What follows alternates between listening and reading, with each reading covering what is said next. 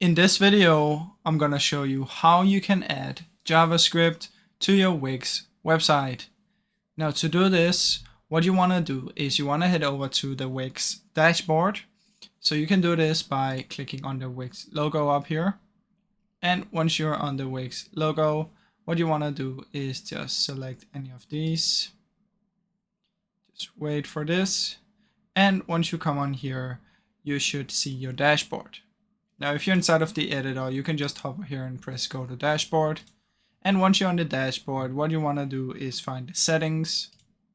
Inside of settings, you want to scroll down until you find custom code.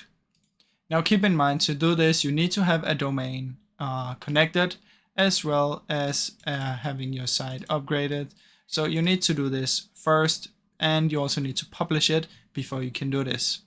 But if you want to add your custom code, probably you've already done this.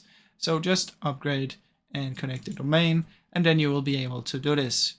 Now, I really hope you enjoyed this short video. If you did, please leave a like and subscribe, as it helps me out a ton. Thank you so much for watching.